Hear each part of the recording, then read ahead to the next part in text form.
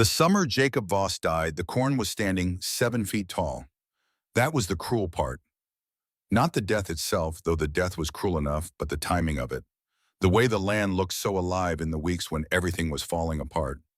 The way the sky over Iowa stretched wide and blue and indifferent, while a 31-year-old man lay crushed beneath a pine he had spent 3 hours cutting on a Tuesday morning in July with his breakfast still warm in his stomach, and his wife 50 yards away, hanging laundry on a line strung between two oaks. Maren Voss heard the sound. She would spend years trying to describe it to people who asked. It wasn't the crack of the tree she had heard, that before the sharp report of a trunk giving way, the long, tearing groan of wood under stress. It was the sound that came after. The wrong silence.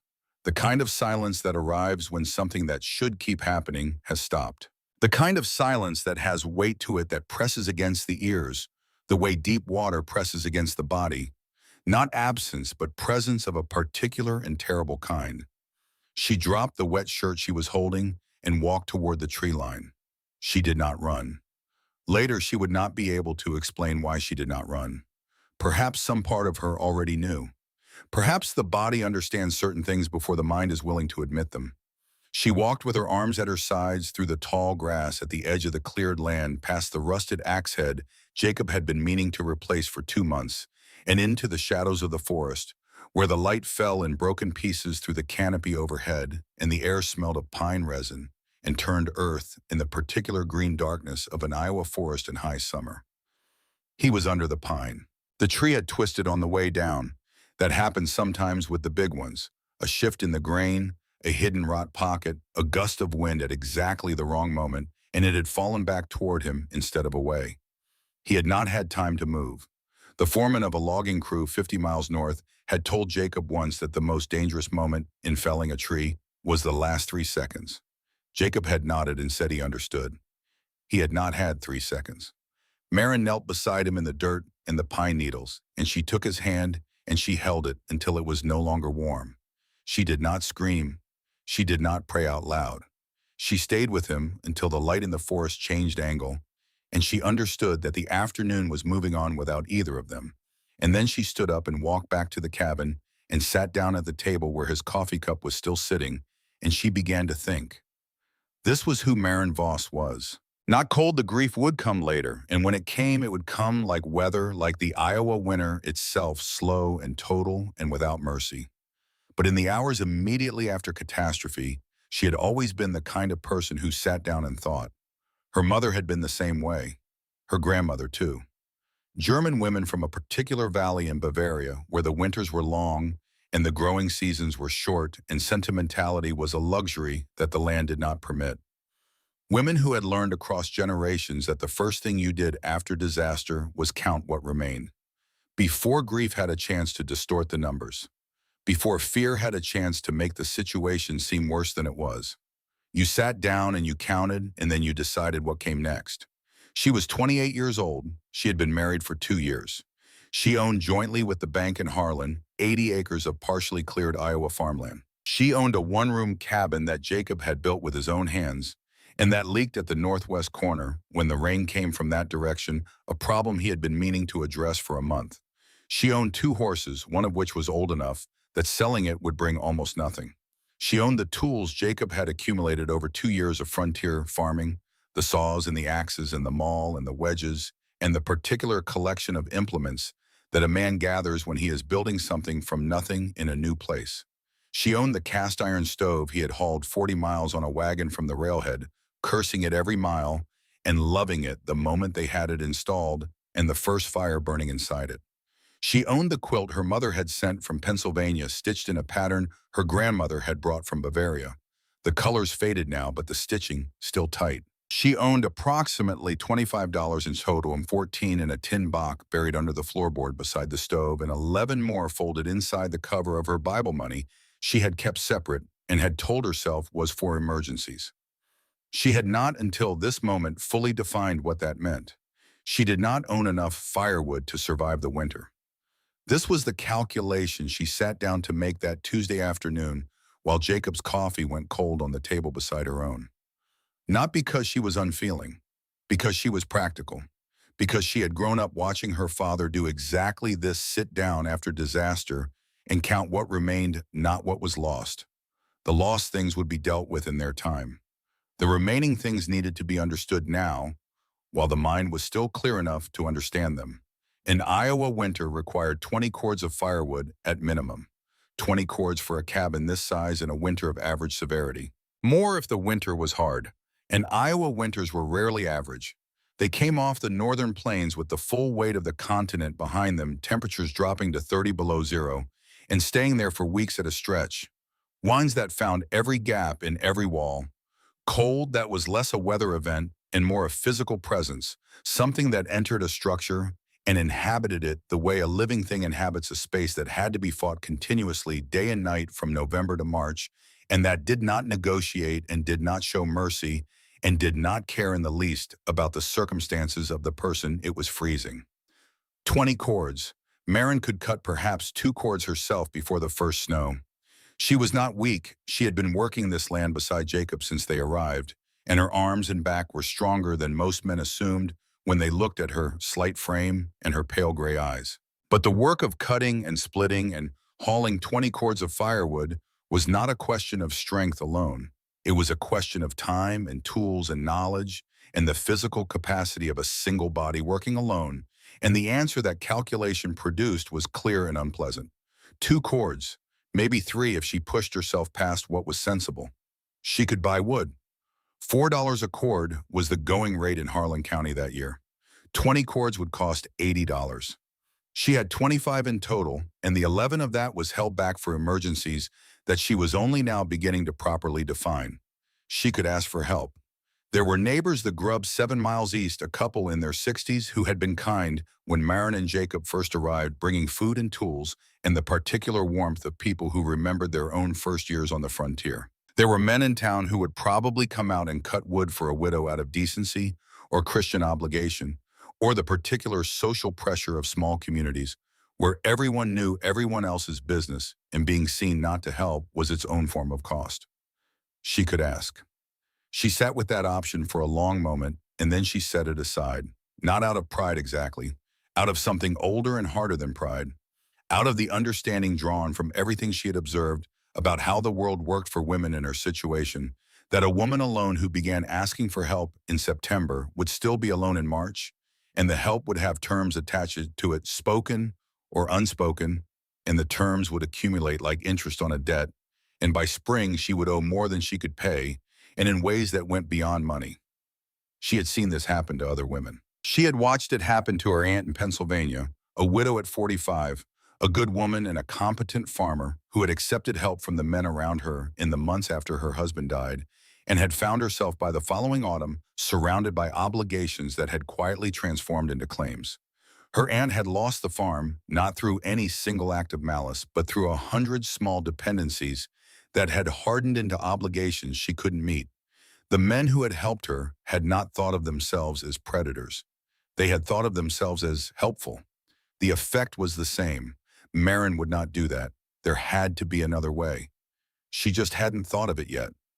She was still sitting at the table, Jacob's coffee cup cold beside her own, the afternoon light going amber through the single west-facing window when the knock came at the door. The woman on the other side was old. Not elderly in the vague, soft sense of the word old, in the way of people who have been weathered by specific and serious things, whose age is not just a number, but a record of what they have survived. She was perhaps 70, with silver hair pinned back under a dark bonnet, and eyes that were blue and very clear, and that looked at Marin the way a person looks at something they have been expecting to see for some time. There was nothing pitying in those eyes and nothing tentative. They were the eyes of a woman who had made a decision before she knocked on the door and was here to carry it out. She was carrying a basket. Inside the basket was a loaf of bread, still warm enough that Marin could feel the heat of it when she took it, in a small jar of preserved plums with a cloth cap tied over the lid, and a bundle of dried herbs bound with kitchen twine that smelled of lavender and something else Marin couldn't name.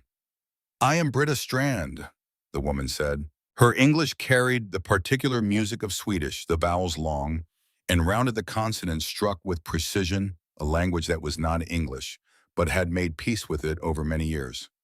I live 2 miles north past the creek with the two bent elms. I knew your husband a little. He helped my son move a load of timber last spring when the mud was bad and the wagon kept losing purchase on the slope. He came without being asked. She paused. I am sorry for what happened to him. Marin stepped back from the door and let her in. They sat at the same table where Jacob's coffee cup was still sitting.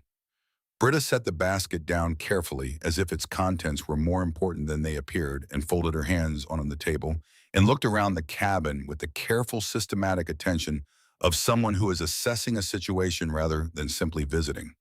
Her eyes went to the stove, noting its size and condition. To the wood box beside it, noting its current contents enough for 2 or 3 days at most. To the single window facing west, checking its seal against the frame. To the northwest corner, where the wall met the roof and the light showed in a thin line that should not have been there. She did not rush this survey. She completed it thoroughly. Then she looked back at Marin with those clear blue eyes. You are thinking about wood, she said.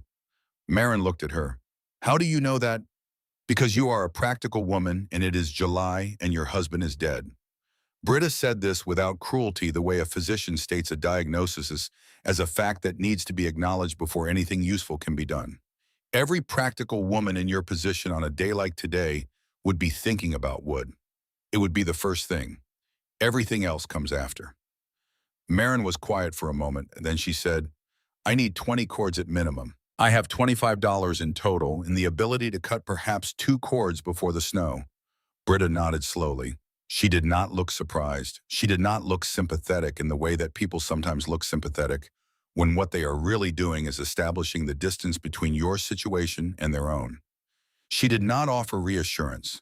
Instead, she asked a question that seemed on its surface simple. That was not simple at all. Where Britta said, are you going to put it? Marin stared at her. Outside. Where else would I put it? The old woman was quiet for a moment. She was looking at the northwest corner of the cabin again, at that thin line of light.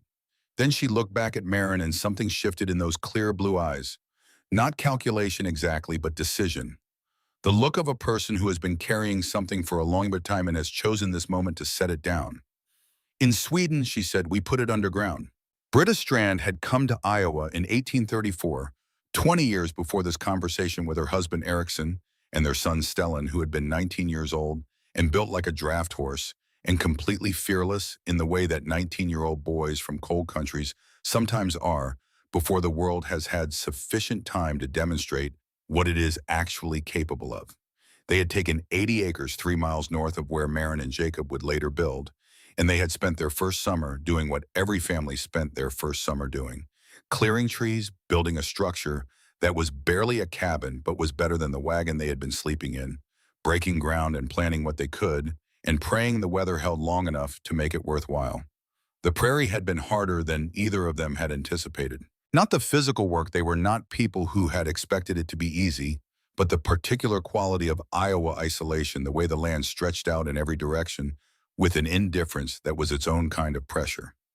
In Sweden, there had been villages, neighbors within reasonable distance, a community of people who had lived beside each other for generations, and who understood, without needing to say it, that survival in a cold country required cooperation. Here there was land and sky and the wind off the northern plains and a great deal of silence. Erickson had died in the winter of 1836. Not from cold, not from any of the dramatic frontier catastrophes that people in the East imagine when they thought about frontier life. He died from a fever that came on fast and progressed faster, a rattling chest and a burning forehead that became delirium and then became something quieter, taking him in 11 days, from a man who had been strong enough to clear 3 acres of Iowa hardwood in a single week to a man who could no longer recognize his wife's face. He was 47 years old. He died in January when the temperature outside was 20 below zero and the ground was frozen solid, and Britta and Stellan had to wait 6 weeks to bury him. She had been 42 years old. She had been left with 80 acres, a 21-year-old son who was strong and willing, but had no experience managing a property alone and a comprehensive understanding of exactly how alone a person could be on the Iowa prairie when the winter had its hands around the county's throat and the nearest neighbor was 4 miles away. And in that same winter of 1836, a man named Roland Hatch had begun riding past her property. Marin listened as Britta described him. She already knew the name. Everyone in Harlan County knew the name the way you knew the name of a geographical feature, a river that flooded reliably a hill that was harder to climb than it looked. Roland Hatch was 55 years old now, in the summer of 1854, and he was prosperous in the way that certain men in new territories become prosperous, not through superior intelligence or exceptional skill, or the kind of hard physical work that built the farms around him, but through superior patience and a particular willingness to make himself useful at exactly the moment when other people's misfortune created opportunity. He had arrived in Iowa in the late 1820s with enough capital to buy land cheaply and enough shrewdness to understand that the frontier was hard on people, that farms fell, that families broke apart under the pressure of bad seasons and sickness and accident, and that distressed property could be acquired at significant discount if one was simply present and solvent when the distress arrived at its worst point. He had been acquiring distressed property for 25 years. He owned more land in Harlan County than any other single person. He had a large house and good horses and the kind of social authority that accumulates around wealth in small communities, where the man who owns the most land and is also the man whose opinion carries most weight at the store, in the church, in the courthouse. He was particularly, some people said, with admiration, and others said with something cold or good at identifying widows. He came to me in February of 1837, Britta said. She was looking at her hands folded on the table, strong hands still at 70, the hands of a woman who had been doing physical work for 5 decades. My first full winter alone. Stellan was there, but he was 21, and we both knew the situation. He rode up to the cabin on a gray horse, and he looked at my yard, or rather, he looked at the place where my woodpile was not, and he had the same expression that he will have when he comes to you. I know this expression because I have seen it on him many times since. In town, at the store, when he looks at a property he has decided he is going to own.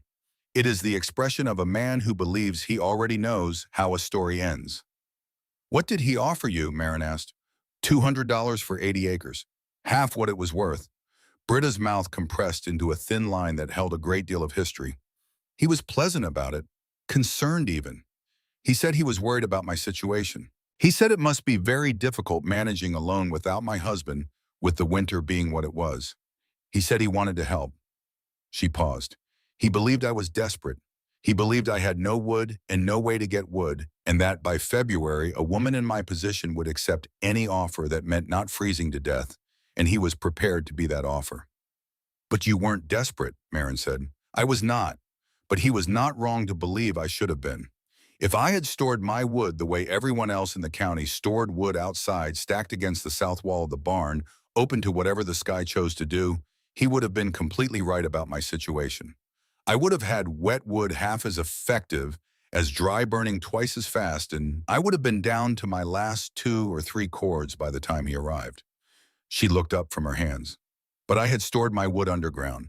I had 12 cords left in the cellar when he came to my door in February. I had enough food and fuel to reach April, with room to spare. I thanked him for his concern and told him I wasn't selling. Marin set down her coffee cup carefully. And he believed you. He came back in March. I still wasn't selling. He came back in April after the thaw, and he looked at my fields, the ones Stellan and I had been working all winter when the weather allowed it, and he looked at my cabin and at Stellan rebuilding the chicken coop in the yard, and he finally understood that I was not going to fail. That I had not failed.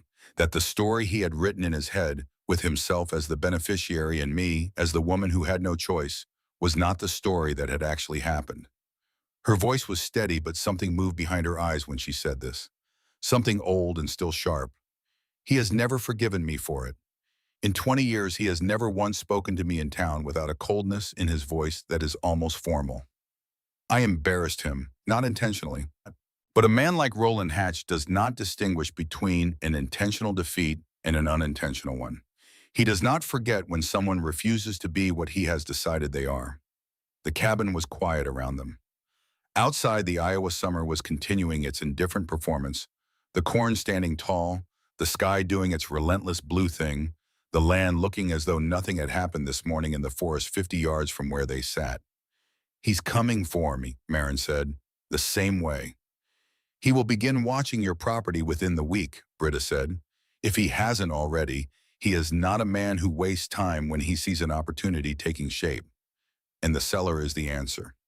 The cellar, Britta said carefully, is the beginning of the answer. The rest depends on you, on how much work you are willing to do and how quickly and how well you can appear to be failing while you are actually preparing. She paused. His arrogance is your greatest advantage. He sees what he expects to see.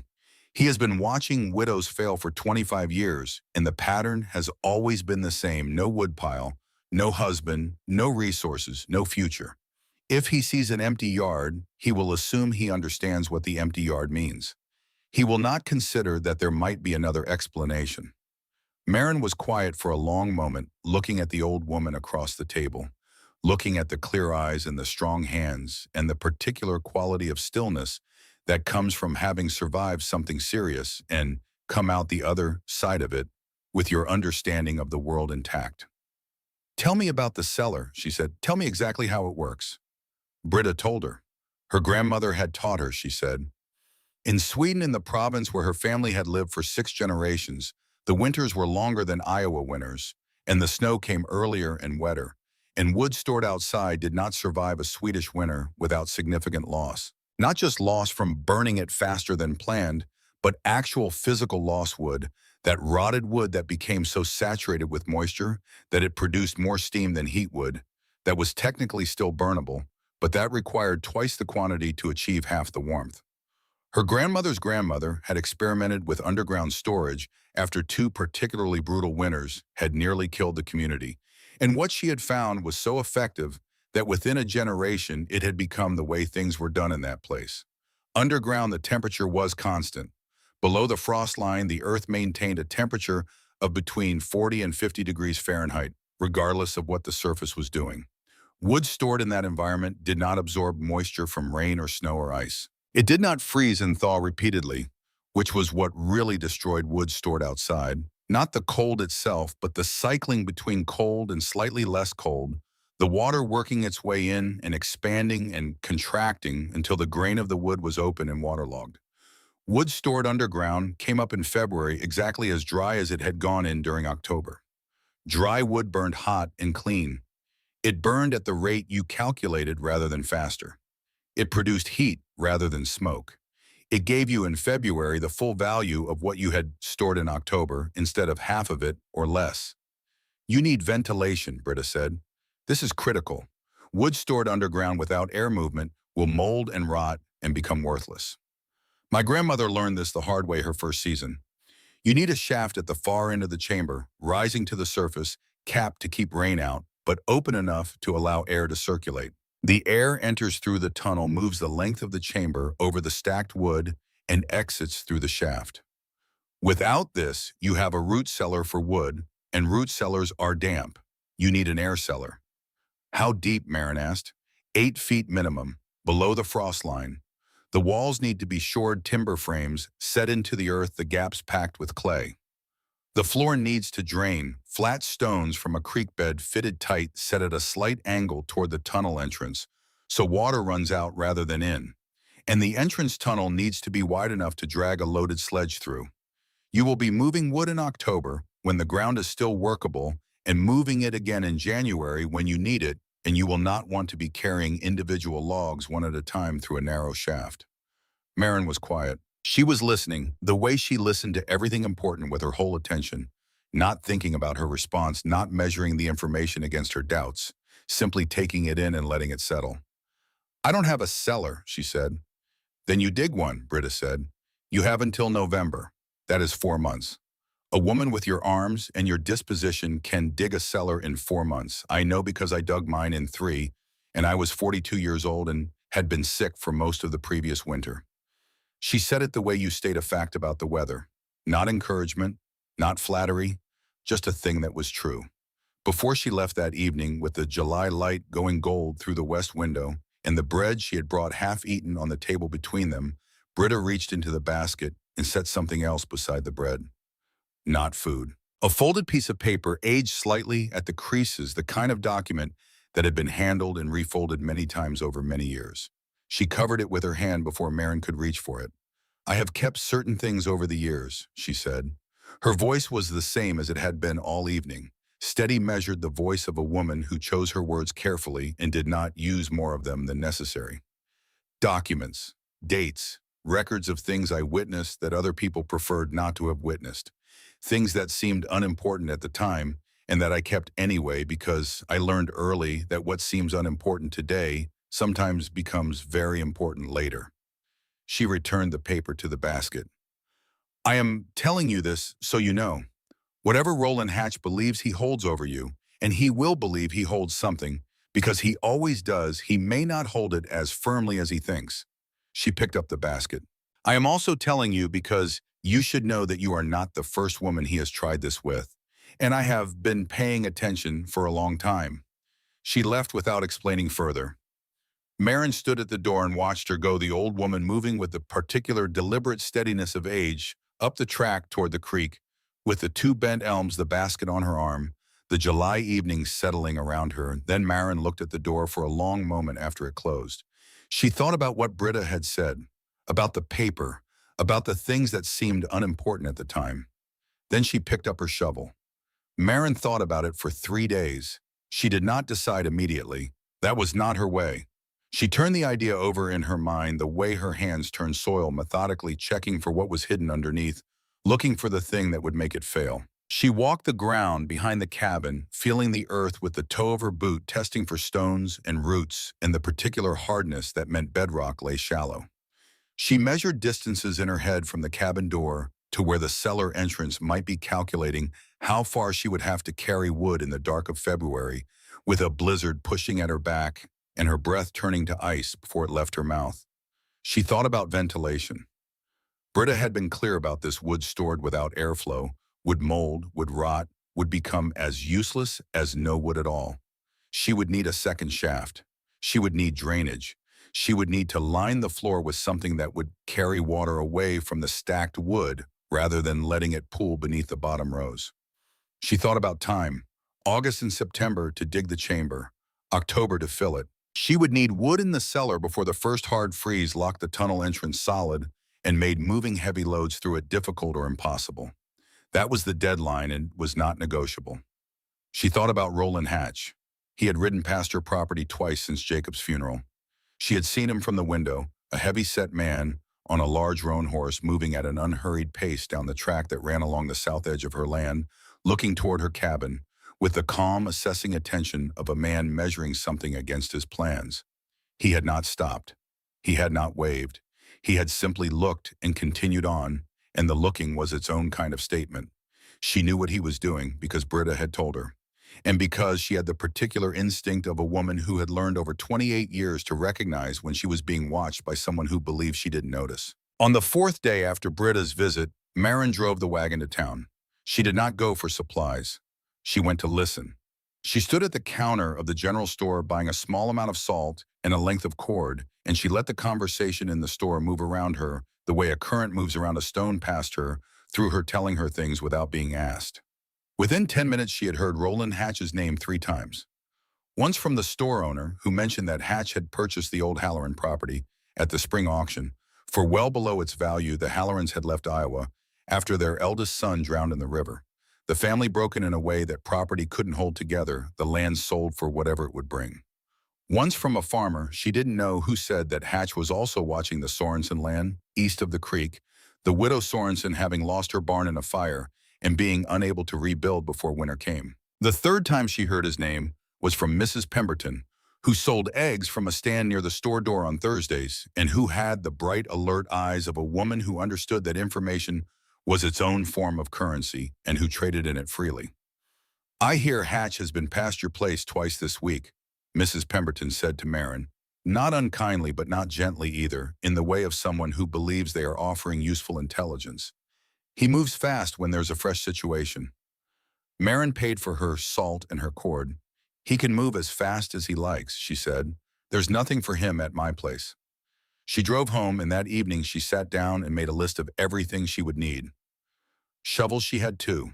Lumber for shoring the walls. Jacob had felled a dozen trees in the east quarter and left them lying where they fell, intending to mill them when he had accumulated enough to make it worth setting up the miller plan that was now available for other purposes. Flat stone from the creek for lining the floor, a second shaft for ventilation covered with a cap that would keep rain out but allow air to move through. She wrote down the dimensions Britta had specified: 20 feet long, 10 feet wide, 8 feet deep, large enough to hold 40 cords if she stacked carefully and used the full height of the chamber. More space than she needed for this winter. Exactly the right amount for the winters after it, because a thing worth building was worth building for the years ahead, not just for the immediate crisis. She folded the list and put it in her apron pocket. In the morning, she picked up a shovel and began. The ground behind the cabin was Iowa clay. Dense, heavy, reluctant, in the way of something that has not been asked to move before, and sees no good reason to start now. It came up in thick chunks that stuck to the blade of the shovel and had to be knocked loose against the growing pile of excavated earth, which itself had to be moved progressively farther from the edge of the excavation as it accumulated. The first day she moved perhaps 3 feet of soil across the planned footprint of the chamber. The second day more. Her body was adjusting to the specific demands of the work, different from the farming labor she was used to, engaging different muscles in different ways. The third day her back ached in a way she had never felt before, not the familiar muscular soreness of hard physical work, but something deeper, a grinding at the base of her spine that made her breath catch when she straightened up from the dig. She straightened up anyway. She worked 6 days a week. Sunday she rested, not from religious conviction, but because her body required it, one complete day of stillness to repair what 6 days of sustained heavy labor had spent. And she had learned early that trying to work through the seventh day produced diminishing returns that cost her more than the rest would have. She rose before the summer light and worked until the afternoon heat became serious, then rested for 2 hours and worked again until the light failed in the evening. Jacob's coffee cup was still on the table. She had not moved it. She was not ready to move it yet. In the mornings before she went out to dig, she would sit with her own coffee and look at his cup and let the grief be what it was, real, present, without consolation. Not something to be managed or worked around, but something to be witnessed, the same way she had stayed with him in the forest until his hand was no longer warm. Grief deserved that much. And then she would set her own cup down and go outside and pick up the shovel, because grief also deserved the respect of being set aside when the work required it. This was how she managed it. Not by not feeling it, by letting it exist alongside the work, the way two very different plants can grow in the same soil without strangling each other if you tend them correctly and give each what it needs and don't pretend that one of them isn't there. Britta came every few days. She did not offer to help dig. She sat on an overturned bucket at the edge of the excavation and watched and offered specific practical guidance when it was needed and silence when it wasn't. She explained the ventilation shaft in detail, how to angle it, how to build the cap, how to seal it against rain while preserving airflow. She explained how water moved through Iowa clay and where it would pool, and how the stone floor needed to be laid to direct drainage toward the tunnel entrance rather than letting it collect in the low points of the chamber. She brought food, bread, preserved vegetables from her own cellar, once a smoked piece of pork that marinated over 3 days, and that tasted better than anything she had eaten since the morning Jacob had been alive, and she had not yet had reason to think carefully about how alone she was. Hatch rode past 4 more times in August. Britta reported this on her visits with the calm factuality of a scout reporting on terrain. He stopped once at the edge of the property, she said on a morning in mid-August. He was watching you dig. What does he think I'm doing? Marin asked. She was 8 feet down by this point, the walls being shored now with timber from Jacob's felled trees, Stellan Strand having come for 3 days to help with the heavy lifting. Stellan was 40 years old, built large and quiet, and he worked with the efficient economy of a man who has been doing physical labor all his life and has no interest in making it look more dramatic than it is. He thinks you are digging a well, Britta said, because that is what a desperate woman does when the other options have run out. He is a man who has spent 25 years watching widows fail, and he has a very clear picture in his mind of what that failure looks like at each stage. A widow digging in the ground in August, that is the well stage, the stage before the begging stage. His certainty is useful, Marin said. Britta looked at her with something that might have been satisfaction, the particular satisfaction of a person who has been waiting to see whether someone else will understand a thing and is now seeing that they do. Yes, she said, It always has been.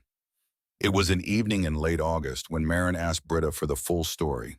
Not the summary she had given on the first visit, but the complete account, the winter of 1837. Hatch at the door the decision Britta had made and how she had lived with it.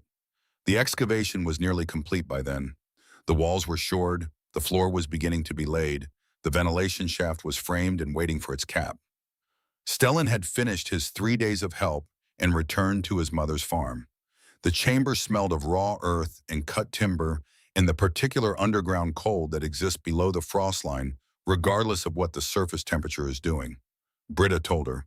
The whole of it, the fever that had taken Erickson, the 6 weeks before the ground thawed enough to bury him, the particular terror of that first full winter, alone with a son who was strong but young, and no community to fall back on. The cellar with 12 cords of dry wood that she had put in before the first freeze, working from the knowledge her grandmother had given her, not knowing whether it would be enough and having no alternative if it wasn't. Hatch at the door in February. The gray horse and the pleasant voice and the carefully arranged concern and the offer that was below half the value of the land presented as a kindness, her refusal, his certainty that she would change her mind. His return in March and then in April, and the slow dawning in his expression as he looked at her farm in the spring thaw, the fields being worked, the cabin standing sound, the sun moving in the yard, and understood that the failure he had been certain of had not occurred. He has never spoken to me in town without a coldness that is almost formal, Britta said. 20 years. He does not forget when someone refuses to be what he has decided they are, and he does not consider the possibility that the refusal was not accidental, that it was a choice, that a woman might choose quite deliberately not to fail. Marin was looking at the timbered walls of the chamber around her, at the wood Jacob had cut and left lying in the east quarter, now repurposed into the structure that would keep her alive through the winter he had not lived to see. There was something in that worth sitting with, though she was not ready to sit with it yet. He is coming for me the same way, she said. Yes. And the cellar is the answer the same way. The cellar, Britta said, is the beginning of the answer. The rest depends on you, on what you build here and how well you build it, and how you conduct yourself between now and February, when he comes to your door with his pleasant face and his concern and his offer. She was quiet for a moment. He will come. He always comes. The question is only what he finds when he gets there. By the end of September, the main chamber was finished. 20 feet long, 10 feet wide, 8 feet deep. The walls were solid timber frames set into the clay, the gaps packed with smaller wood and tamped earth, the whole structure as sound as anything above ground and considerably more protected from the elements. The floor was flat stones carried from the creek in bucket loads, fitted tight enough that a boot heel didn't catch on the edges, laid at a consistent slight angle toward the tunnel entrance, so that any water that found its way in would drain out rather than accumulate beneath the stacked wood.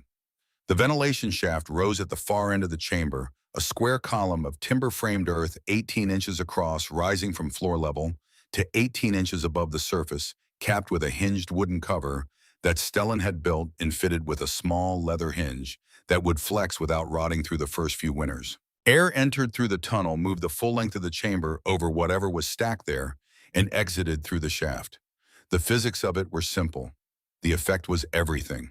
The tunnel itself sloped down from ground level at an angle gentle enough that a loaded sledge could be managed by one person, steep enough that water drained naturally toward the surface rather than pooling at the bottom. The walls were lined with flat stone. The floor was stone. At the junction of the tunnel and the chamber, a timber lintel supported a hook from which a lantern could be hung, placing the light where it was most useful. Marin stood in the empty chamber on the last day of September with a lantern in her hand and looked at what she had built. 8 weeks of work, 2 months of clay and timber and stone, and the particular grinding labor of moving earth one shovelful at a time. Her hands had calluses she hadn't had before, thick and hard, over the places where the shovel handle had pressed through August and September. There was a permanent ache in her left shoulder that she suspected would stay through winter and perhaps longer. She had lost weight she couldn't well afford to lose. She had gained something that had no name exactly, but that she recognized clearly. A particular kind of confidence that does not come from being told you are capable, or from being encouraged, or from any external source at all. It comes only from having done the thing, from having looked at a problem that seemed larger than you were, and worked on it consistently and precisely until it was solved, and standing now on the other side of it with the evidence around you. This chamber, this floor, these walls, this ventilation shaft that would keep the wood dry through every winter Iowa could produce. She lifted the lantern and looked at the ceiling. 8 feet above her, the earth held back by the timber, framing the whole structure that's solid and, most importantly, completely invisible from above. From outside, there was nothing to see. A wooden door set nearly flush with the ground hinged and latched with a thin layer of sod she had pressed into the disturbed earth around it that would grow back before any significant snow fell. She thought about Roland Hatch on his roan horse, riding past the south track, looking at her empty yard and seeing exactly what he expected to see.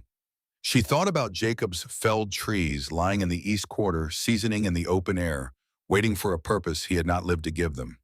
She thought about 20 cords, 30, as many as she could fill this chamber with before November locked the ground and closed the window on what was possible.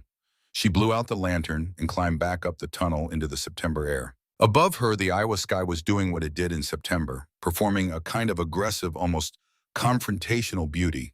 The blue deep and clear as something that had been distilled, the light going gold across the corn stubble, and the cleared land, and the yard where Jacob's coffee cup was still sitting on the table inside the cabin, waiting for her to be ready to move it. She was not ready yet, but she could see the day coming when she would be. She picked up her axe. She had work to do. And Roland Hatch, riding past on his roan horse in the last week of September, watched a widow splitting logs in the fading afternoon light and did not think to wonder where she was putting them. He saw the axe rising and falling. He saw the wood splitting. He saw the empty yard with no stack accumulating against the south wall where any sensible person would build a woodpile. He saw what he expected to see. He smiled the smile of a man who believes he knows how a story ends. He did not look down. The first cord of wood went into the chamber on the second day of October. Marin had spent the final week of September doing something that looked to anyone watching from the road exactly like the behavior of a woman who had given up on firewood entirely. She was not splitting logs beside the cabin. She was not stacking anything against the south wall where the afternoon sun would help dry it before the first snow came. She was working through the east quarter of her land with a buck saw and an axe, cutting and splitting the trees Jacob had felled in the months before he died, dozens of them lying where they had fallen since the spring, bark beginning to loosen the wood, beginning its slow seasoning in the open air of the Iowa summer. She cut them into manageable lengths. She split what she had the strength to split on the day she encountered it. She marked the rounds she couldn't manage alone, too large, too dense, requiring the wedge and the heavy maul, rather than the splitting axe with a strip of cloth tied to a branch stub, intending to come back when her arms had recovered enough to use the heavier tools effectively. Then in the dark of early evening, when the light had gone flat and the track along the south edge of her property was empty of riders, she loaded the cut wood onto the flat sledge Jacob had built for moving creek stones during the construction of the cabin foundation, and she dragged it across the yard to the tunnel entrance, and she carried it down into the earth armload by careful armload, and she began to stack it. She stacked with the precision of someone who understood that the space available was finite and the winter was not. Each piece placed tight against the next bark side, out the bark provided additional moisture resistance, and the curved surface fit better against adjacent pieces than the split face. The rows built level and stable from the floor up.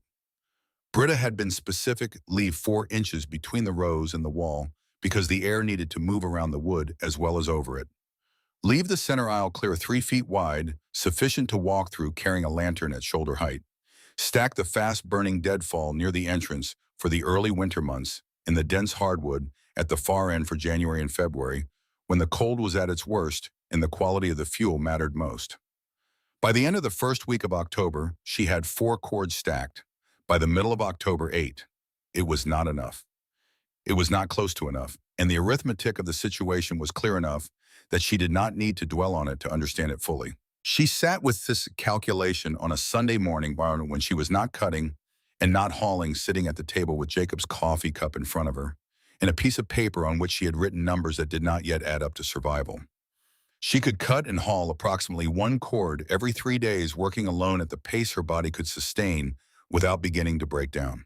She had learned this precisely over the previous weeks the way you learn the performance limits of a tool by using it steadily until you understand exactly where the edge is. One cord every 3 days. October had 31 days. Working every day with no rest at all, she could put 10 cords into the chamber before November made the work significantly harder. 10 cords.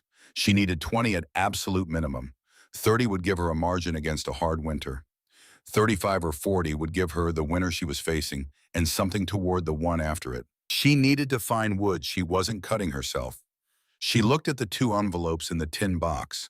The $14 in cash and the $11 she had set aside as emergency money folded inside the Bible cover. Money she had told herself was for when things were truly desperate and had not been specific with herself about what that meant. Until now, sitting at this table with the October light coming through the west window and the numbers in front of her that didn't work. She picked up the seed envelope. She put it down. She picked it up again and held it and thought about what it represented, not money exactly, but the spring, the planting, the crop that would be next winter's survival. Without seed, there was no harvest, and without harvest, there was no second winter. And so the seed money was not really money at all, but the future in compressed form, the continuity between this year and the next. But if she did not survive this winter, the seed money was as worthless as everything else she would leave behind. There were other ways to get seed. She could work for it. She could trade labor for it the way she was going to trade labor for wood. She could ask Mr. Alderman at the store for credit against next year's harvest, which he had done for farming families before when the situation warranted it and the family was reliable. These options existed. They were not easy, but they existed. She could not buy another winter. This was the only one she had, and it was already October, and the ground was hard in the mornings now, with the memory of frost. She put both envelopes in her apron pocket and drove the wagon to town. His name was Gunder Foss, and he was not a man Marin would have sought out under any circumstances that were not as specific as these. He was 40 years old and carried the look of someone for whom 40 had arrived as a genuine surprise after a youth spent making decisions that had felt better at the time than they turned out to be later. He had a farm 5 miles southwest of Marin's property, or had had a farm until the drought of the previous summer had destroyed his corn crop, and the bank had begun making the kind of careful formal inquiries that precede the kind of careful formal action that ends with a family's possessions stacked beside a road. He needed cash, not at the end of the month. Now. Marin had learned about him the way she learned about most things in Harlan County, by being quiet in public places where other people talked.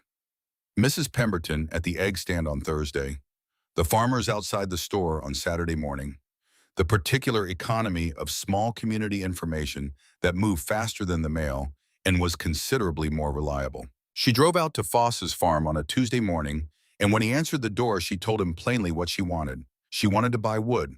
She was prepared to pay $3 a cord instead of the going rate of $4, and she was prepared to pay in cash today the full amount, and she wanted delivery to the edge of her property by the end of the week. He looked at her for a moment with the careful suspicion of a man who has learned that good fortune usually isn't. "You have wood cut?" she asked. 15 cords, he said. "Seasoned. Been drying since April." "I want 10. He did the arithmetic. $30. Cash today. He looked at the steadiness of her face and at the wagon she had driven out in, and he said yes. She counted $30 from the 2 envelopes, all of the $14 and 11 of the emergency money, and 5 more that had been folded inside the cover of her Bible since the day Jacob was buried. Money she had kept there for the kind of emergency she was now finally precisely defining. She put the $30 in Foss's hand and arranged for delivery to the property line by Friday. He didn't ask why she wanted it left at the edge of the property rather than stacked where a normal buyer would want it stacked. He was a man with $30 in his hand and more pressing concerns than the peculiarities of his customers. The wood arrived Friday morning, stacked in the wagon bed in cords she had requested, seasoned oak and elm, the bark intact, the smell of it clean and dry and exactly what she needed. She thanked Foss, waited until his wagon was far enough down the track that he couldn't see the tunnel entrance from the road, and began moving it. Load by load on the flat sledge, across the yard to the tunnel entrance, down the slope into the earth, up and down and up and down, through the Friday afternoon and into the Saturday. Armload after armload, stacked in the middle section of the chamber. The dense, seasoned hardwood going in the rows she had reserved for it. The rows that would be the last ones she touched in January and February, when the temperature made quality of fuel the difference between adequate warmth and inadequate. When it was stacked, she stood in the chamber with the lantern and counted. 18 cords. The trading was harder than the buying as she had known it would be. Trading labor for goods involves a negotiation that money does not require it. Ask the other person to form a judgment about the value of what you are offering against the value of what they have. And it requires a relationship of sufficient trust and mutual respect that both parties believe the exchange is fair. Marin had been in Harlan County for 2 years. She knew people, but she did not know them in the way that people who have lived beside each other for 20 years know each other, with the accumulated history of shared seasons and shared difficulty that makes trust a thing you don't have to establish from scratch. She went to the Grubb farm first because Owen Grubb was the neighbor she trusted most, and because he had a wood pile that was by October already substantial and a harvest that was not yet complete. Owen was 63 years old, lean and careful, from Ohio, originally a man who had been farming Iowa since 1840 and who had built his reputation on the same things he had built his farm on: consistent work-fair dealing and the particular reliability that comes from a person who says what they mean and means what they say. His wife Martha was a small, bright-eyed woman in her late 50s who had been among the first people to bring food to the cabin after Jacob's funeral, who had come without being asked and had not made Marin feel like a charity case in the way that some people's help manages to do.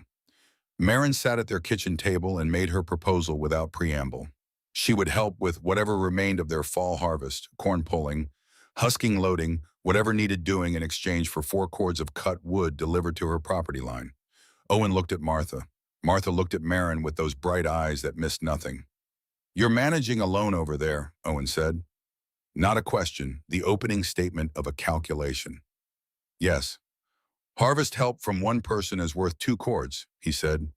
"A week of work, maybe 2. "I'll give you 10 days, Marin said. "Starting Monday. I'll bring my own tools." Owen was quiet.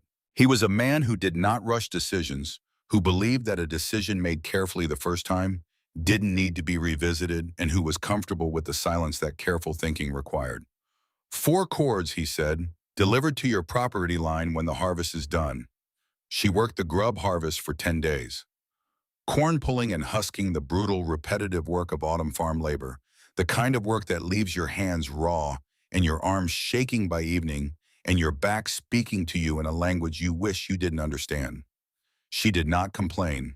She worked at Owen's pace when that was what was needed, and ahead of it when she could. And at the end of 10 days, Owen Grubb shook her hand in the way he shook any hand on the completion of a fair deal, and had his son-in-law deliver 4 cords to her property line the following week without needing to be asked twice. She moved the wood underground in 2 days, 22 cords. She found 3 more in a place she had not initially calculated for. The east quarter of her land, the part she had been working through since September, cutting up the trees Jacob had felled in the months before he died, held more salvageable material than her first survey had accounted for. Deadfall mostly, branches and limbs that had come down in storms over the previous year or two lying dry on the forest floor, their moisture gone. They would not burn long. Deadfall burned fast and hot, the fibers loose compared to split green wood, but they were free and they were already dry, and they were there, and they were not nothing.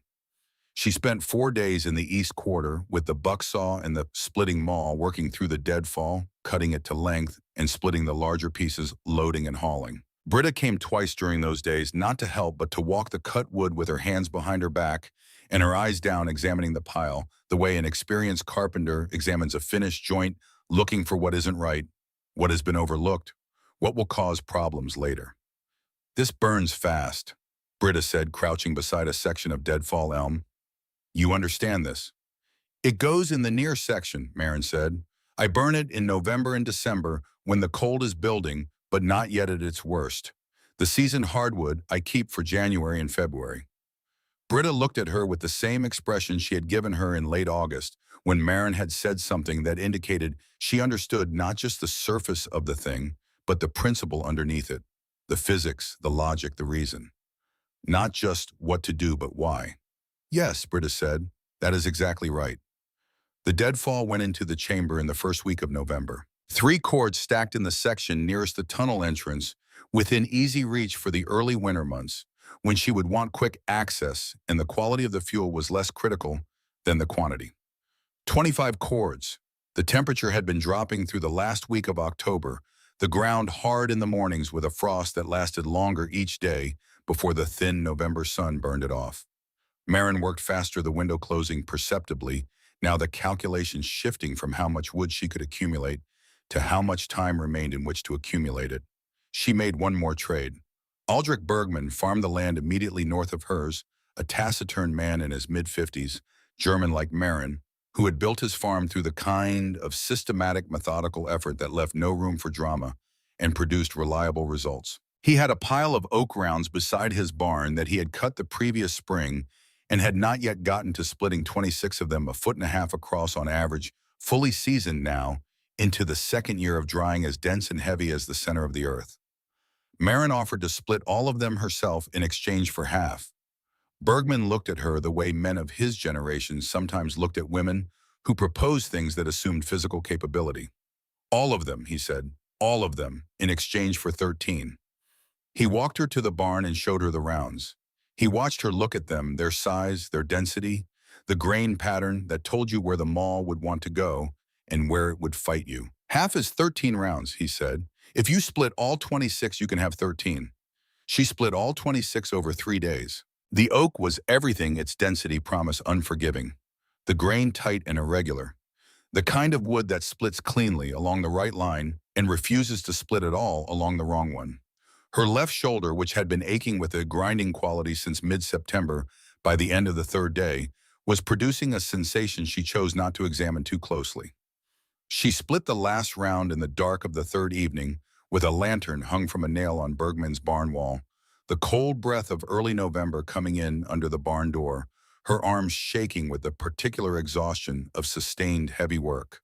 She loaded her 13 rounds onto the flat sledge and dragged them home and spent the next day splitting them smaller for the chamber and carrying them underground. And then in the first week of November, she gathered 5 more cords from 3 neighbors who owed her nothing and gave the wood anyway. Neighbors she had done small things for over the previous 2 years, helped repair a fence after a storm, lent a tool that was returned promptly and in good condition, sent bread when she heard a family was sick. These were not debts exactly.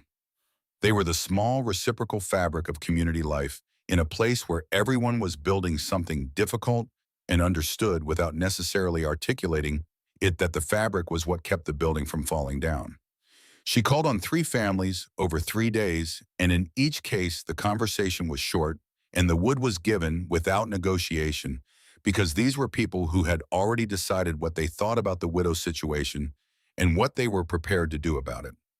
On the first day of November, Marin stood at the tunnel entrance with a lantern and the door open, and she counted the rows.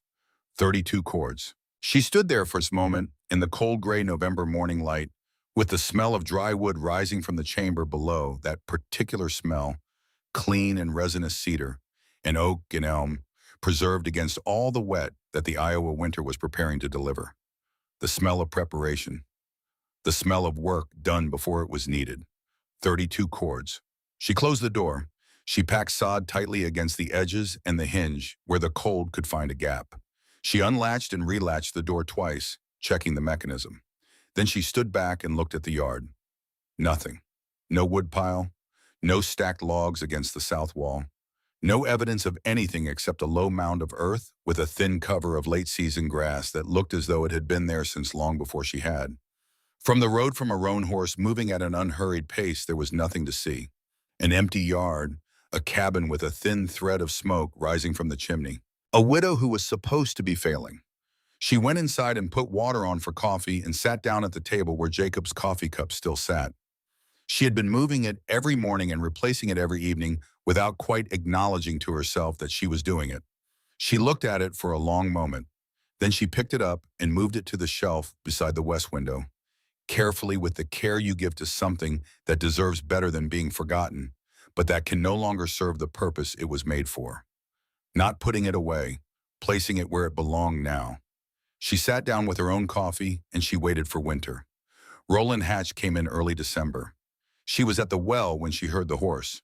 She had been hearing that horse pass her property since August once or twice a week, sometimes more, the particular rhythm of a large, well-fed animal moving at the deliberate pace of a man who believes time is running in his direction. She knew the sound of it the way you know the sound of something you have been listening for. She finished drawing the water and lifted the bucket and turned around. He was at the edge of her yard. Still mounted, he was always mounted, which was itself a kind of language, the height of the horse, a form of authority that he had calibrated over many years of conversations like the one he believed he was about to have. He was a big man, heavy through the chest, with a face that had once been handsome and had settled into something more imposing than handsome, the kind of face that had learned to expect to be listened to and wore that expectation as a permanent expression. He wore a good coat wool and well cut. His horse was the finest animal within several miles. He looked at the empty yard. He looked at the thin, steady thread of smoke from her chimney. He looked at Marin standing with the water bucket, and his face arranged itself into the expression Britta had described, the concern that was not quite concern, the worry that was not quite worry, the particular performance of a man who has practiced caring about the people he is about to offer to help. "Mrs. Voss," he said. He did not dismount. "I've been noticing you have no wood stored for winter." Marin set the bucket down on the ground beside the well. She looked up at him with her pale gray eyes and said nothing. "People in the county are worried about you," he continued. "I'm worried about you." He paused, letting the concern settle the way a man drops a stone into still water and waits to see the ripples confirm what he expected. "I'd like to help. I'll give you $300 for the property. Today, cash full payment. You can go back east, find your family, start over somewhere that doesn't require a woman alone to survive an Iowa winter by herself." Marin looked at him for a moment. "That is very generous of you," she said. "It's practical." His voice was smooth and patient, the voice of a man who has had this conversation before and knows its stages and is comfortable with all of them. "You have no wood. You have no husband. The winter coming will be harder than last year, people who know the signs are saying so. You have no future on this land, Mrs. Voss, without the means to survive what Iowa is about to do to this county." He leaned forward slightly in the saddle. The performance of concern dropped away from his face like a coat sliding off a hook, revealing what was underneath, which was considerably colder and considerably more honest. "Take the offer," he said. "Take it now before January, when you'll accept half as much and be grateful for it." Marin picked up her water bucket. "I appreciate your concern," she said. "I'm not selling." "You'll freeze, Voyage." She had already turned toward the cabin door. "Maybe," she said without turning back, "or maybe I won't. Either way, Mr. Hatchet is not your concern." She went inside and latched the door behind her.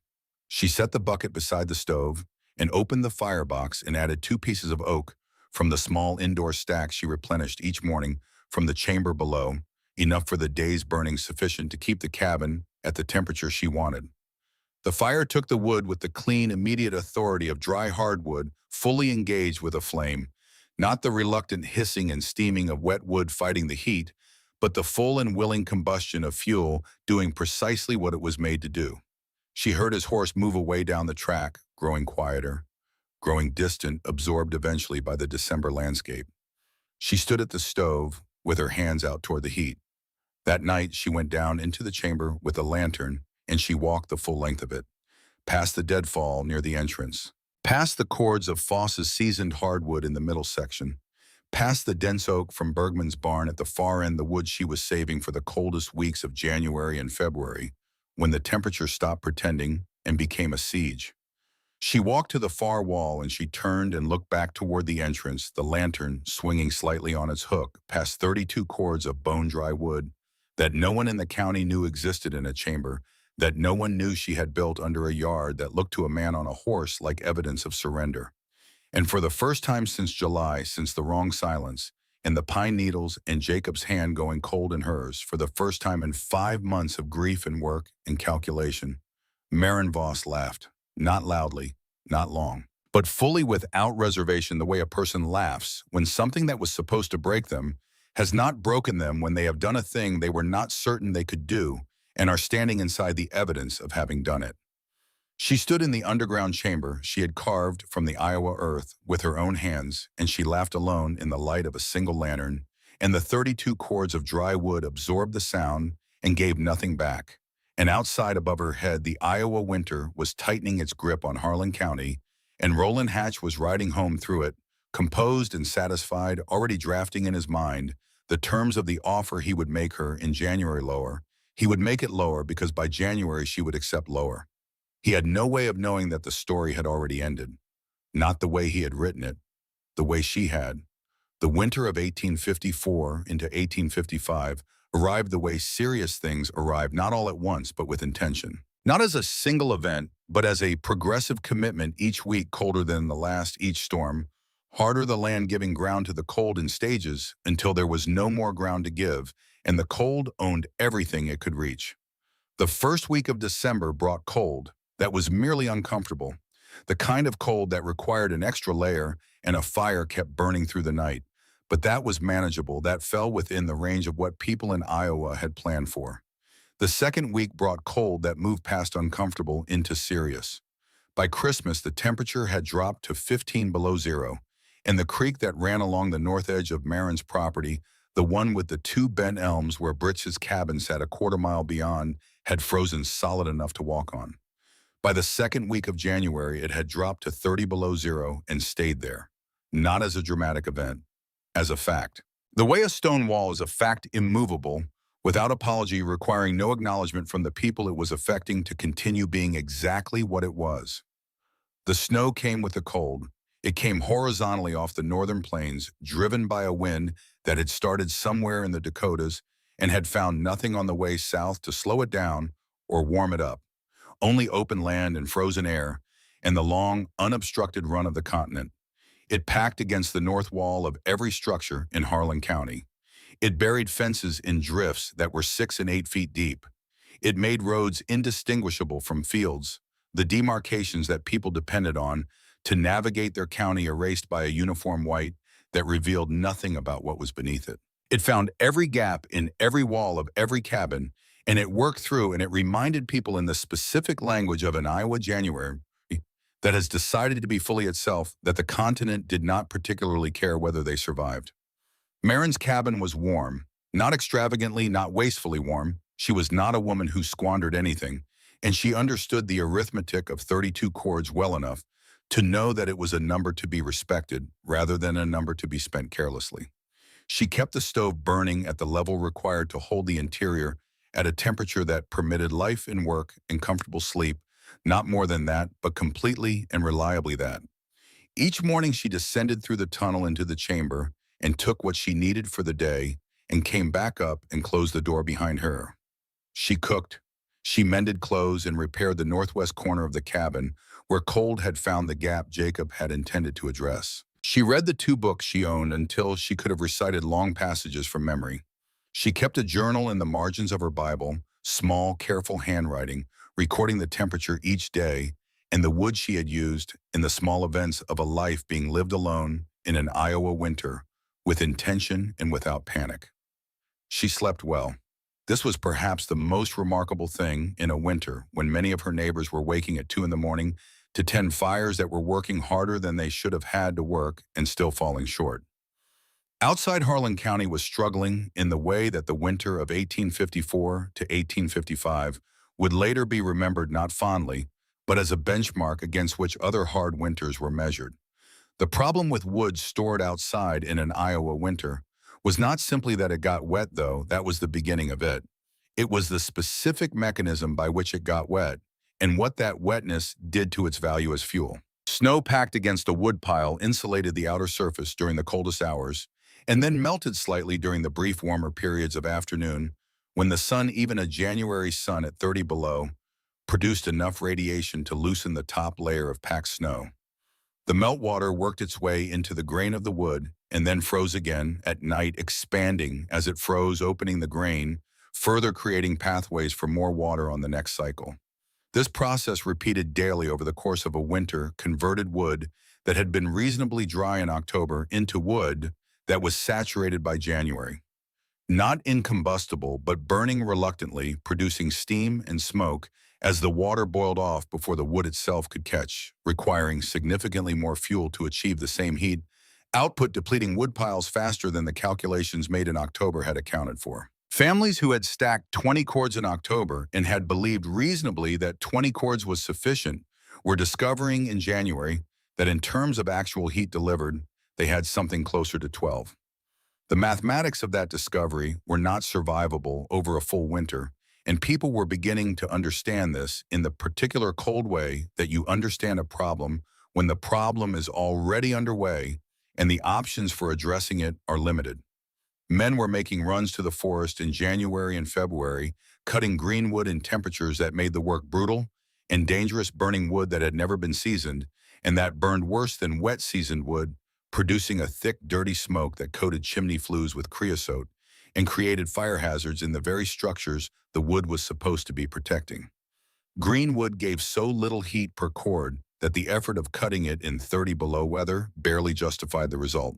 Britta came across the frozen creek on snowshoes twice a month with food and news and the steady company of a person who does not feel the need to fill silence with words when silence is not the problem.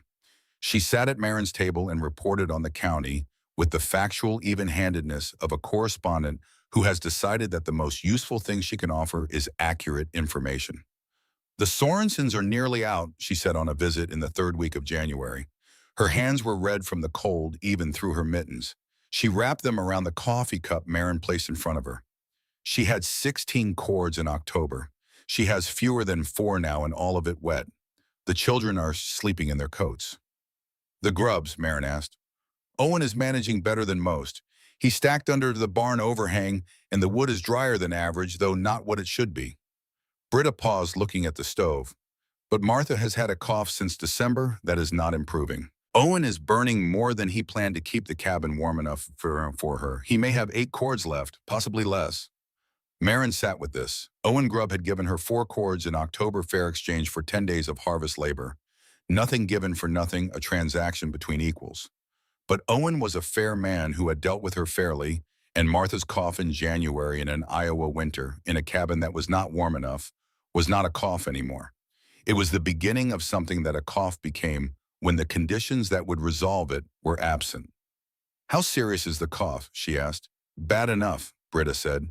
They came on a Thursday night in the last week of January. Marin was asleep when she heard it.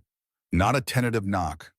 Not the polite rap of a social call made at a reasonable hour, but the urgent doubled knock of someone who has come a long distance through serious cold and is not certain they have the composure left for anything other than the essential. She was out of bed and at the door in seconds. Owen Grubb stood in the doorway with snow on every surface of his coat and hat and the ice of his own frozen breath in his eyebrows. Behind him, Martha, wrapped in 2 blankets, laid over her coat, her face pale in the lantern light, that Marin raised her breath, coming in the shallow, careful pulls of someone who has learned that deep breathing causes a cough and has been avoiding deep breathing for some time. Owen looked at Marin. He was a man who did not apologize easily, not because he was proud, but because he was careful, and apologizing for things that were outside your control seemed to him a misuse of the words.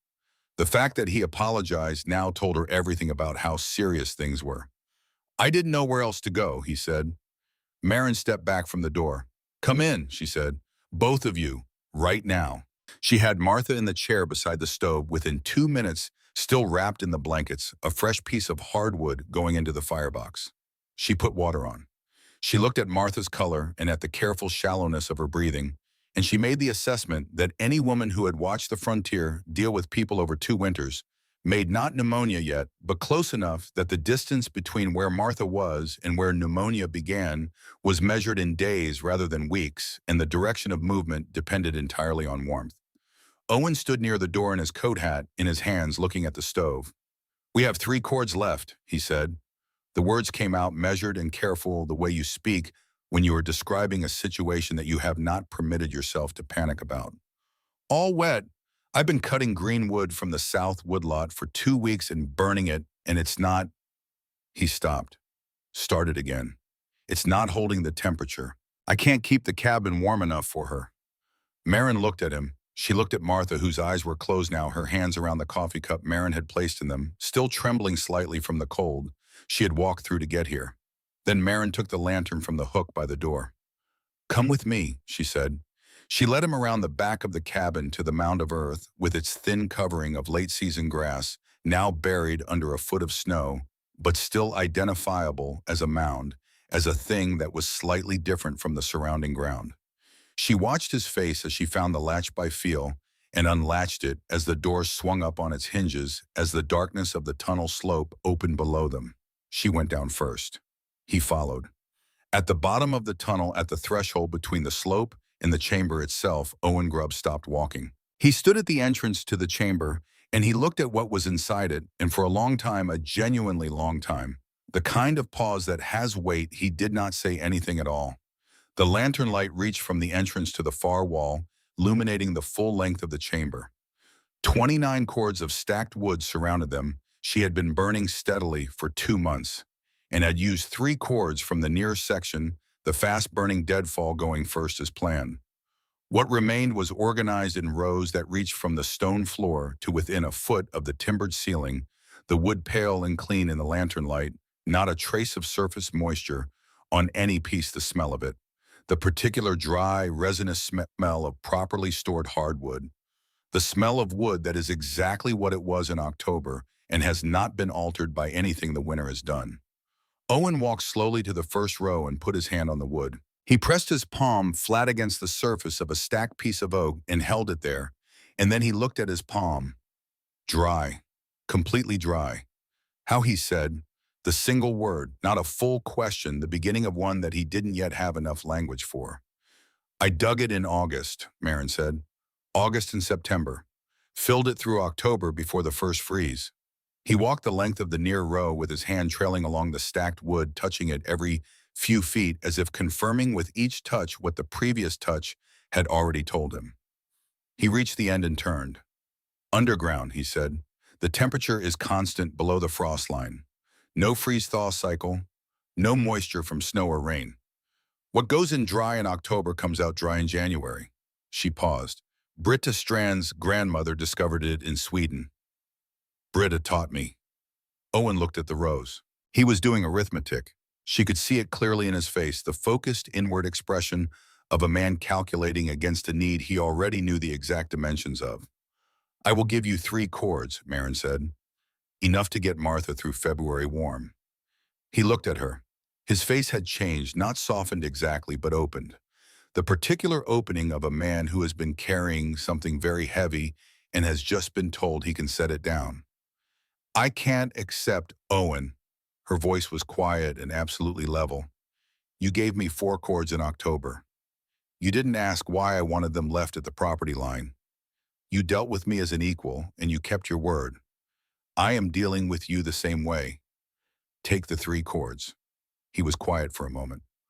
I'll repay you in the spring, he said. 4 cords seasoned, split, and delivered. You have my word. I know I do, she said. Help me with the sledge. They moved 3 cords that night, Owen carrying the heavier loads, Marin directing the stacking on the sledge, the 2 of them working in the chamber by lantern light, while Martha sat warm above them by the stove, her breathing already easier in the heat. It took 2 hours of steady work. When they were done, Owen hitched his horse to the loaded sledge and looked at Marin in the cold January dark of the yard, his breath fogging, the stars above them so clear and cold they looked like something that could cut.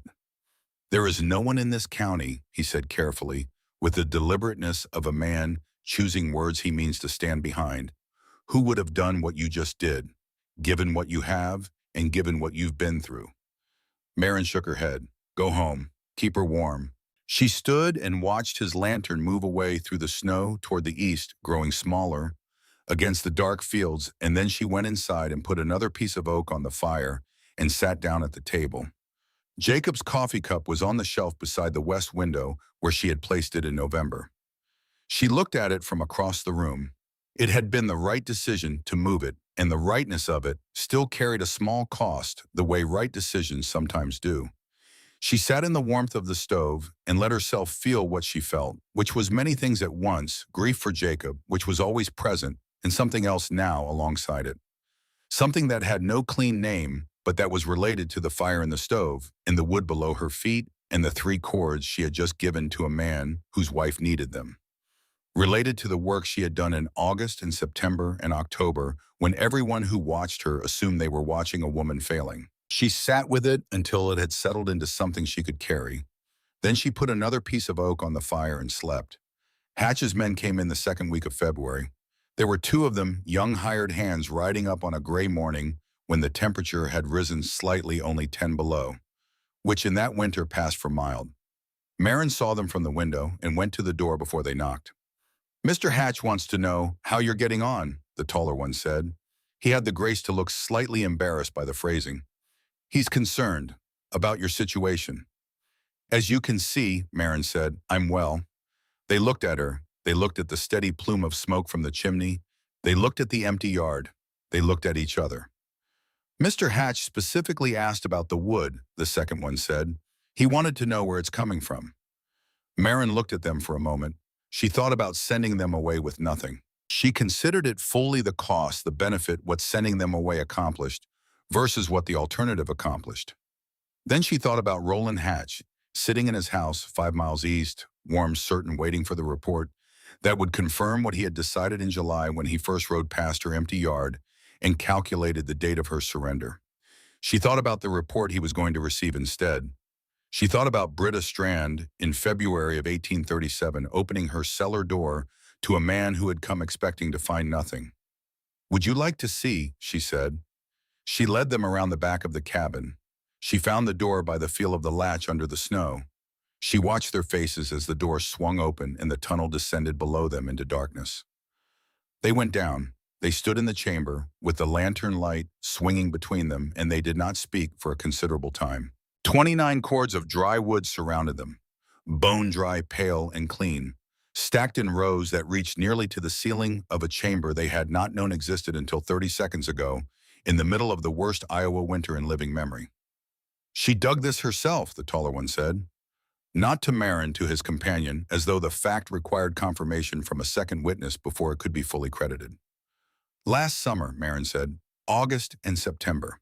They looked at the ventilation shaft at the far end. They looked at the stone floor. They looked at the timbered walls. They looked at the rows of wood that should not have existed, that logic and expectation said could not have existed, that demonstrably, completely, absolutely did. "How much is here?" the shorter one asked. "Enough for this winter," Marin said, "and most of the next one, if I'm careful." They went back up into the cold air and rode away without saying much more. She watched them go. Hatch came himself the following morning. He came alone, which she had not expected. No hired men, no companion. Just Roland Hatch on his roan horse arriving at mid-morning under a sky the color of unpolished pewter flat, and clothes the light diffuse and sourceless, the way winter light is when the clouds are thick enough to obscure even the direction of the sun. She was outside when he arrived, splitting a round of oak she had brought up from the chamber. She did this sometimes on days when the temperature was manageable, brought a round up and split it in the yard, partly for the exercise, and partly because she had discovered she genuinely enjoyed it, the clean, decisive crack of the maul meeting the wood along the grain, the round falling in two halves with a completeness that was its own small satisfaction. She set the maul down. He dismounted. This was not what she had expected. In every previous encounter, he had remained on the horse, the elevation, a form of authority he had never relinquished. He swung down now and stood in her yard and faced her at ground level, and the change told her more about what had happened inside him overnight than anything he could have said. "I want to see it," he said, "and see what the cellar, the underground storage." He paused. "My men came back last night and told me what they found. I want to see it for myself." She looked at him for a moment. His face was different from every previous encounter, the smoothness gone, the arranged concern gone, the patient certainty gone. What remained was something more honest and considerably more complicated. The face of a man who has had a belief he held for a long time suddenly and completely contradicted by evidence, and who has not yet finished deciding what to do with that. "Why?" she said. He looked at the yard. He looked at the mound of earth under the snow. He looked at the fresh split oak at her feet and at the maul she had set down. "Because I have been watching this property since August," he said. His voice was level, but something underneath it was working hard to stay that way. "I watched you every week from July through December. I watched you dig, and I thought I knew what I was seeing. I watched you through October and November, and I thought I knew what I was waiting for. I rode past this yard 50 times, and I saw no woodpile, and I was certain I understood what that meant. He stopped. I was wrong. I want to understand how I was wrong, specifically. Not just that I was. There was something almost admirable in this, Marin thought, in the willingness to stand in front of her and say it plainly. A smaller man would have sent the hired hands back with a higher offer and never come himself. She set the maul against the cabin wall. "Come with me," she said. She took him down the tunnel with the lantern ahead of her. He followed without speaking, ducking at the entrance, moving carefully down the slope. At the bottom, she stepped aside and held the lantern so the light reached the full length of the chamber. He stood at the entrance and he looked. She watched him look at it the way she had watched Owen look at it, the gradual comprehension, the taking in of scale, the understanding that expanded from what it was to what it meant. Not just the wood, the planning required to conceive of this, the excavation required to build it, the work required to fill it, the months of effort, all of it conducted in plain sight while he rode past weekly and saw an empty yard and thought he understood what the empty yard said about the future. He walked the length of the chamber slowly, the way he walked his own land, measuring, assessing, calculating value against what he knew about value. He ran his hand along a row of stacked wood and looked at his palm. Dry. At the far wall, he stopped and turned. "You did this alone," he said. "Mostly, Britta Strand's son helped with the timbering for a few days." Something shifted in his face at Britta's name. Not guilt exactly, the specific discomfort of a man who has spent 20 years being certain about something and is now standing inside evidence that his certainty was not just wrong, but comprehensively, systematically, deliberately wrong, and that the person who proved it wrong had been there all along watching him be wrong. "How much is here?" he said. Not a question. 29 chords. I started with 32. He turned and looked at the rows again. He was quiet for a long time. $300, he said, "for the land." Marin said nothing. 500. She looked at him steadily. $800, Mrs. Voss.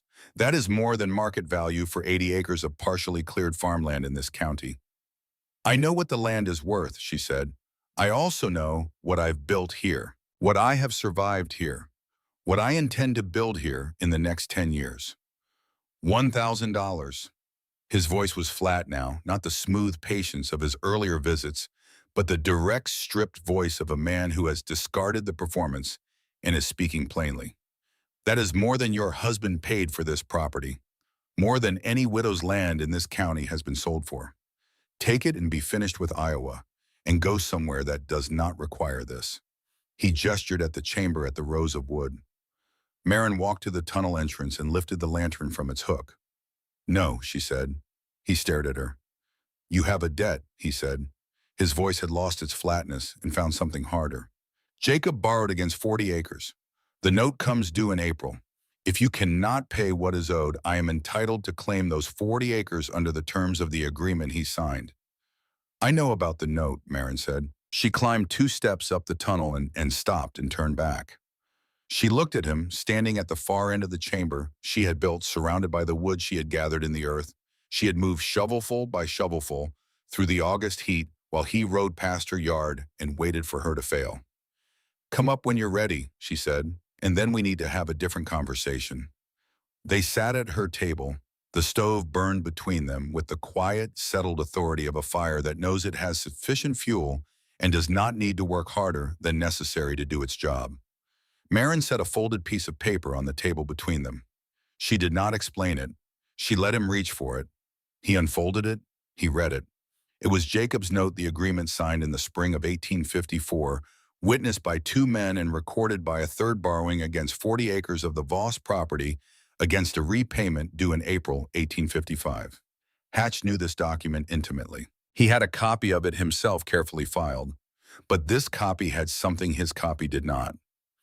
In the margin, in a hand that was neither Jacob's nor Hatch's, were 3 names, a date, and a notation in Swedish that Marin had asked Britta to translate for her the previous autumn, when Britta had first told her this document existed and what it contained and why she had kept it for 7 months after Jacob's funeral. Witnessed while intoxicated, unable to consent. Marin watched Hatch read the margin note. She watched him read it twice. She watched his face during the second reading, the calculation behind it, the rapid assessment of what this meant and what he could do about it, and what the answers to those questions implied about what happened next. Britta Strand kept this document, Marin said. Her voice was even. She was at the general store in Harlan on the afternoon Jacob signed your note. She witnessed his condition. She noted the names of the two witnesses, your foreman and your hired man, both in your employ, both dependent on your goodwill for their livelihoods. She paused. A contract signed by a man in the condition Jacob was in that afternoon, witnessed solely by parties employed by and financially dependent on the lender, is not enforceable under Iowa contract law. It has not been since the statute of 1851. Hatch set the paper down on the table. He looked at it, he looked at Marin. He looked at the stove, at the fire burning inside it with its clean and steady heat. The cabin was completely quiet except for the fire. Marin had thought about this moment through the nights of October and November and December and January. She had imagined it various ways, with triumph, with anger, with the particular cold satisfaction of a patience finally and completely vindicated. What she actually felt was simpler than any of those things and more complete. She felt the weight she had been carrying since July, the weight of the threat, the debt, the deadline, the calculation that always had this unresolved question at its center. She felt that weight quietly, without drama, depart. The 40 acres remains part of my property, she said. All 80 acres. The note is void. Hatch sat for a long moment. Then he stood. He picked up his hat from the table where he had placed it when he sat down. He looked at her one more time, not with the calculating patience of all the previous months, not with the arranged concern, not with the cold authority of the man who owned half the county. He looked at her the way a person looks at something they have spent a long time misunderstanding and have only now too late to change anything fully understood. He walked to the door. He opened it. The February cold came in briefly, the particular cold of an Iowa winter that has been its worst self for 2 months and has not yet decided to relent. And then he was on the other side of the door, and it was closed, and Marin listened to the sound of his horse moving away down the track, the rhythm of it growing quieter, growing smaller, becoming finally indistinguishable from the winter silence around it. She sat at the table. She sat there for a long time, not thinking about Hatch or the note or the 40 acres, thinking about Jacob and the 7 months between the morning he died and this morning, and the particular distance between those 2 points, the pine needles and the wrong silence, and his hand in hers in this table, this fire, this cabin that was still hers. She had not known in July whether she could do this, whether she was the kind of person who could do this. Now she knew. That knowledge, not the land, not the wood, not the voided note, that knowledge was the thing that could not be taken from her. She had been tested at the full measure of what she had and what she was, and she had not broken. She had prepared in August for what February required, and February had come, and she had been ready, and she was still here. She picked up the document and folded it carefully and put it in the tin box under the floorboard beside the stove next to the empty envelopes that had held the money she had spent on Foss's wood in October. She would need new seed money. She would figure that out in March when the ground began to soften and the calculations shifted from survival to continuation. She put another piece of oak on the fire.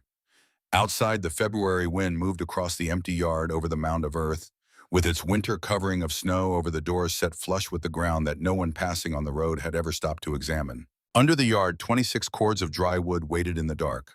She was warm. Britta Strand died on the 14th of June, 1855. She died in the cabin her son had built for her, in the bed she had slept in for 20 years, with the window open to let in the sound of the creek, with the 2 bent elms and the smell of the Iowa summer, which was doing what it always did in June, arriving fully and without apology, the land green along and loud with growing things, the sky performing its summer extravagance, as if there had not just been a winter that people would spend the next 40 years using as the measure of how bad winters could get. She had been failing since April. Not dramatically, not with pain or crisis or the sudden urgency that requires everyone to gather immediately, but with the gradual, purposeful quieting of a person who has completed the work they came to do and is ready in their own time and in their own way to be still. Marin had recognized it in April and had begun coming every day in May crossing the creek on the stepping stones now that the ice was gone, bringing food and company, and the kind of presence that does not require words to be valuable. On the last morning, Britta's eyes were clear. Clearer perhaps than they had been in weeks, the particular clarity that sometimes comes at the end, as if the mind freed from the distractions of a body that is failing, can see more precisely than it could before. She held Marin's hand. She looked at the window and the summer light coming through it and at the sound of the creek she had lived beside for 20 years. She said what she said, the words that Marin had first heard in July of the previous year, sitting at the table with Jacob's coffee cup still warm, which had turned out to be not just a piece of practical wisdom, but the frame around everything that had followed. My grandmother taught me. I taught you. Now you teach others. That is how these things work. She was gone before noon. Marin sat with her for an hour, not from obligation, not from sentiment, but from the understanding that some things deserve to be accompanied to their end by someone who knew what they were, someone who could witness them as complete. Then she walked home across the stepping stones with the creek cold around her boots and the Iowa summer around her, and she sat down at her table and she wrote a letter to Owen Grubb. The letter asked him to come when he was able. It said she had something to show him. The teaching began in July. Owen came first with Martha, who was fully recovered, her color restored, her voice strong, her bright eyes as sharp as they had been before the winter, and who brought a pie that she set on the table without comment and refused to discuss as anything other than a pie. They walked the chamber together, Marin leading Owen, asking the practical questions with the methodical thoroughness of a man who intends to build something and wants to build it right. The angle of the ventilation shaft, the depth required to stay below the frost line, the drainage engineering of the stone floor, the timber framing of the walls, and how to select the right material for it. Marin answered everything with the patience of someone who has learned a thing well enough to explain it in multiple ways from different starting points until the understanding is complete. Owen began digging in August. By October, he had a chamber that would hold 15 cords, and he had 15 cords in it, and he would not spend the winter of 1855 watching his woodpile shrink toward a number that frightened him. The Bergmans came, the family from the north, whose name Marin had first learned in the autumn labor exchange. They came with their 2 grown sons and asked questions and went home and dug. Their chamber was finished before the first freeze. Word moved the way word moves in places where everyone knows everyone, not through formal announcement, but through the specific durable credibility of a thing that has been witnessed working under conditions that tested it fully. By the autumn of 1855, 7 farms in Harlan County had underground wood storage. By 1857, 14. By 1860, more than half the farms in the county had a chamber under their yards. In the February of 1855, the desperate runs to the greenwood, the families burning furniture, the wet logs hissing in stoves that were working as hard as they could and still failing had become the story people told to explain why they had changed the way they did things. The story of what happened when you stored your wood outside in Iowa. The story of what happened when you didn't. Stellan Strand came in the spring of 1856 to help Marin expand the chamber. He came because she had written to ask if he was available for the work, and because there was work to be done, and because he was a man who did work when it was available and knew how to do this work specifically. Those were the reasons he would have given if anyone had asked. He was 41 years old. He had his mother's clear eyes and his mother's quality of silence. The silence not of absence but of attention, the quiet of a person who is present in a room in a way that some louder people never manage to be. He worked with the efficient, undemonstrative competence of someone who has been doing physical work all his life and has no interest in making it look like more than it is. He came for a week and stayed through the summer. He was not a demonstrative man. Neither was Marin. They worked beside each other through the long days with the easy efficiency of people whose ways of working fit together without friction. And in the evenings, they sat on the cabin step and watched the Iowa sky do what it did in summer. The light lasting late, the colors going through their slow, elaborate performance, the land settling around them with the specific quality of an Iowa evening in June that makes it hard to believe in the winter that is coming. They talked about practical things and sometimes about things that were not practical, and by the time August arrived, it had become clear to both of them, without either having made a formal statement about it, that the work was not the only reason he had stayed. They married in October of 1857 in the Harlan County Courthouse, with Owen and Martha Grubb as witnesses, and a gathering of neighbors who brought food and stayed until the evening. It was not a large ceremony. Neither of them wanted a large ceremony. What they wanted was what they had the fact of it, the deed recorded in both their names the following week. 80 acres. No encumbrances, no notes outstanding, fully theirs. Roland Hatch died in the winter of 1868. He died in his large house with his family around him and his estate in order the holdings he had accumulated over 40 years in Iowa intact and substantial. He had not attempted to acquire Marin's land again after the February morning when he had walked out of her cabin and ridden away without another word. He had continued to do what he had always done, acquire distressed property, wait for misfortune, move when the moment presented itself, but he had given the Voss property a wide berth for 13 years, and when he died, his children, none of whom had inherited his specific patience for waiting, began to disagree about the holdings almost immediately, and the Hatch empire began to fragment the way empires that are built on one person's particular gifts often fragment when that person is no longer there to hold them together. Marin heard about his death from Owen Grubb, who came by on a Tuesday in January with the snow falling steadily outside and a cup of coffee between his hands, and told her the way you tell someone news that is significant without being devastating. She sat with it for a moment. He was a hard man, she said finally. He was, Owen said. He was also, she said carefully, in the way she had learned to say careful things precisely without excess, the reason I built the cellar when I did. If I had not been certain he was coming, I might have taken longer. Found reasons to wait for better circumstances. Decided the work could be done more gradually. She looked at the window at the snow coming down in the steady, unhurried way of a snowfall that intends to last. Sometimes the thing that is trying to destroy you is the thing that forces you to build what keeps you alive. Owen looked at her. That is a generous way to think about a man who tried to take your land. It is an accurate way, she said. I don't need to be generous about it. Accurate is enough. The original chamber needed to be rebuilt eventually. Timber has a lifespan, and the timber Stellan had helped shore into the Iowa clay in the summer of 1854 began to show its age in the early 1860s. Stellan replaced the framing in 1865, rebuilding the chamber deeper and wider than the original, adding the second entrance on the north side that Marin had wanted since the first winter, when she had once been unable to reach the main entrance for 2 days because a blizzard had packed it solid. He extended the ventilation system to handle the larger volume. He lined the walls with a double layer of timber that he estimated would outlast both of them. The new chamber held 60 cords. They filled it every autumn. They burned it through every winter. In 30 years of this practice, they never once burned the wet wood, never once came to January with a wood supply that frightened them, never once watched the pile dwindle toward a number that meant danger. They looked at February with the quiet confidence of people who had done the work in August, and August had never failed them.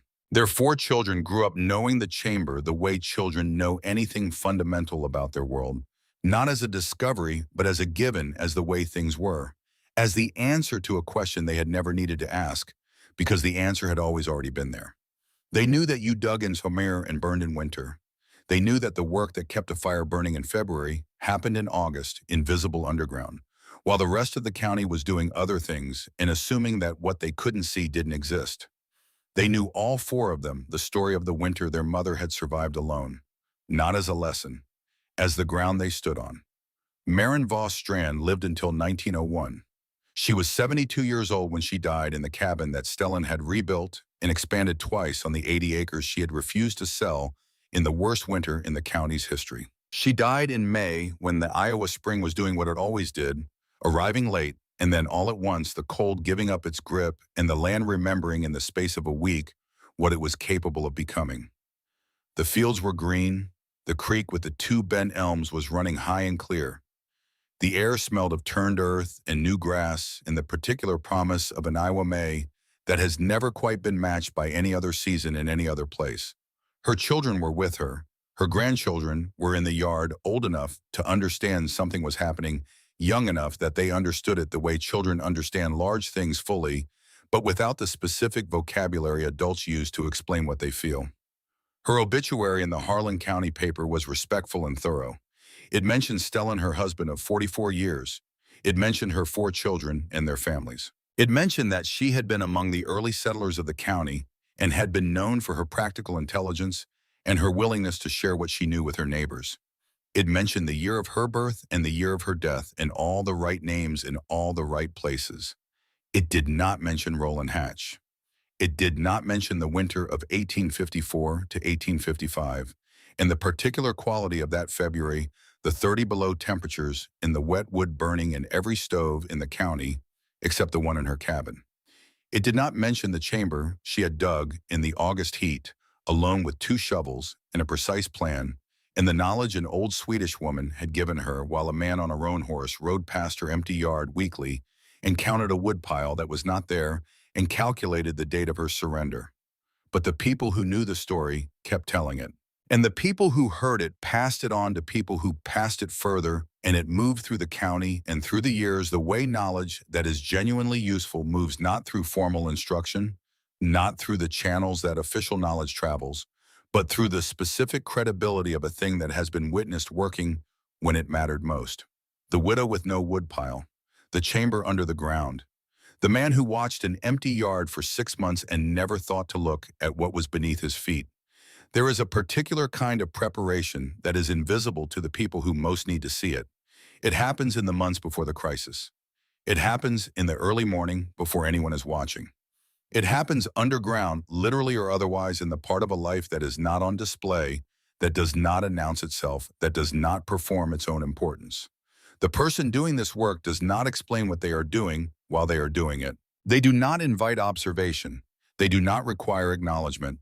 They simply do the work steadily in the time available before the time runs out, and when the winter comes, and the winter always comes in one form or another for every person and every life, they have what they need.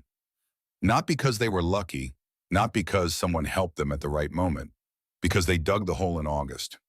Maren Voss was 28 years old when she buried 32 cords of wood under the Iowa prairie and let Roland Hatch ride past her empty yard and believe whatever the empty yard told him to believe.